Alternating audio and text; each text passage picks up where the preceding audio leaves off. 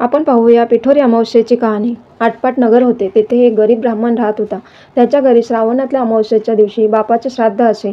दरवर्षी श्राद्धाच्या दिवशी ब्राह्मणांना जेवू घालत असे, पण त्या दिवशी दरवर्षी सकाळपासून सुनेचे पोट दुखू लागायचे व ब्राह्मण जेवायला बसण्याच्या वेळेस सून बाळंतीण होऊन बाळ मरून जायचे। असे झाल्यावर ब्राह्मण उपाशीच जायचे। असे 6 वर्ष झाली।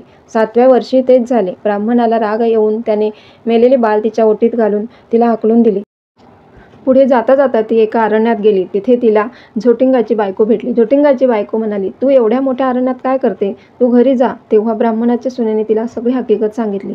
झोटिंगाच्या बायकोने तिला सांगितले, तू थोडी पुढे जा, तिथे तुला शिवलिंग दिसेल व तिथे एक बेलाचे झाड असेल, तिथे एका झाडावर बसून राहा।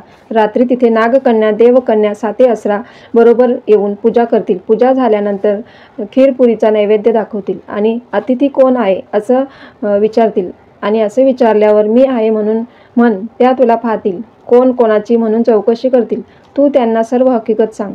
असे सांगितल्यावर ब्राह्मणाच्या सुनेला बरं वाटलं आणि ती पुढे गेली। तिथे गेल्यावर तिने बेलाचे झाड पाहिले व तिथेच तिला शिवलिंगही दिसले। तिथेच ती शेजारच्या झाडावर बसून राहिली। इतक्यात रात्र झाली। तेव्हाच नागकन्या, देवकन्या व 7 असरा आल्या व त्यांनी शिवलिंगाची पूजा केली व नैवेद्यही दाखवला व अतिथी कोण आहे असे विचारले। तेव्हा ती झाडावरून खाली उतरली व मी आहे म्हणून म्हणाली। तेव्हा त्यांनी मागे वळून बघितले। त्यांना आश्चर्य वाटले। त्यांनी कोण आहेस, कुठले आहेस अशी सर्व चौकशी केली। ब्राह्मणाच्या सुनेने सर्व हकीकत त्यांना सांगितली।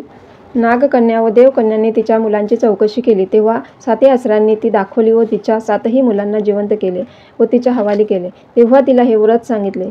64 योगिनींची पूजा करायला सांगितली आणि मृत्यूलोकी हे व्रत प्रकट करायला सांगितले। तेव्हा तिने विचारले, हे व्रत केल्याने काय होते?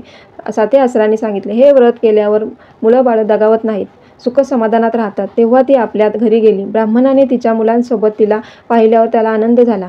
त्याने तिचे आनंदाने स्वागत केले। सुनेने सर्व हकीकत ब्राह्मणाला सांगितली।